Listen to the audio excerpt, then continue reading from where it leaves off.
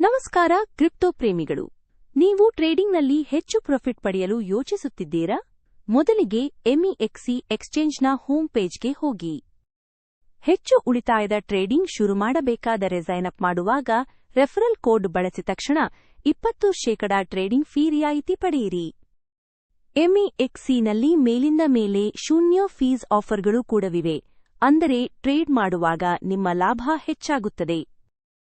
ಹೆಚ್ಚು ಖುಷಿ, ನೀವು ಟ್ರೇಡ್ ಮಾಡುತ್ತಿದ್ದಂತೆ $10,000 ವರೆಗೆ ಬೋನಸ್ಗಳು ಮತ್ತು ಕ್ಯಾಶ್ಬ್ಯಾಕ್ ಗಳಿಸುವ ಅವಕಾಶವೂ ಇದೆ.